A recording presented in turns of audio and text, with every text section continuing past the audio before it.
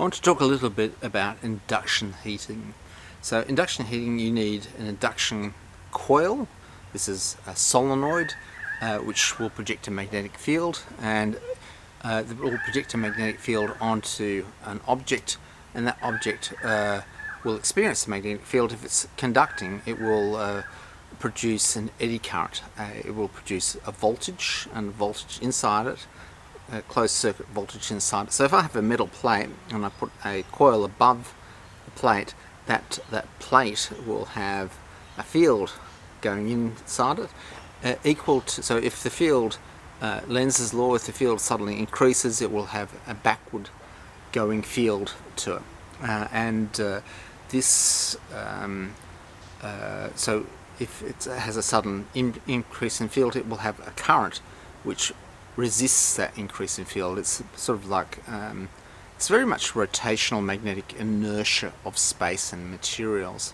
And so if I have a quickly alternating field, I can actually prime the current back and forth. So if I have a very high frequency field, I can get the current, a small current going back and forth, a small current per pulse, but many pulses going through.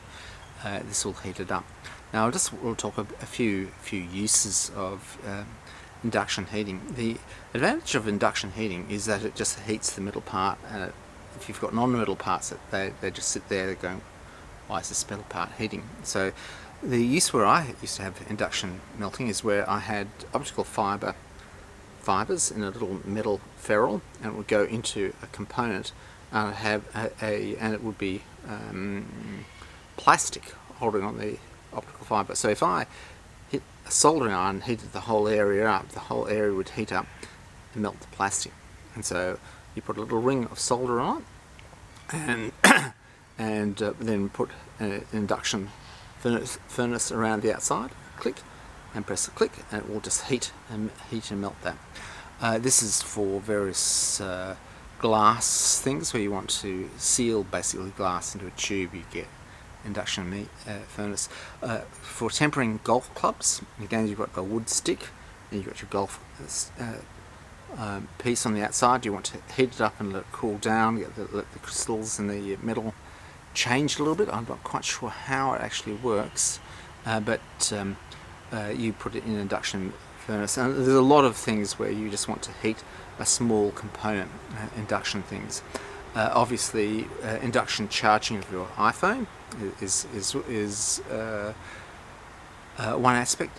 Also, if you want to actually have an electrodeless method of heating a gas, so you've got a gas and it's you heat it up so it's ionized, and so this ionized stuff will, if there's any electrode there, the electrode will be hit and punched and contamination will come off. So you can have heating up of a gas without an electrode using induction. So a lot of the early lasers that I was involved with, I wouldn't actually build, but you know, I'd come in and watch the lab.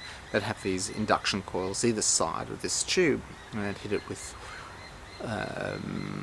radio frequencies. This is, you know, microwave up to radio frequencies, and of course you can possibly see this effect if you put, say, something metal in the microwave. You get sort of the induction field producing about it. So that's induction. So let's go through that again. I have a coil with a changing magnetic field. The magnetic field creates an eddy current in the material. It's such that it resists it and goes it produces its own solenoid current, which actually produces an opposing magnetic field, and so the material tends to be in inertia. It doesn't tend to move about as much. The magnetic field, if you measure it inside the material, is not as much, but it's not as much because it's generating a current, and in generating current it generates heat and electricity. The use of induction, the main purpose of it is such that I can heat specifically a metal part and leave the other parts unheated. Very efficient.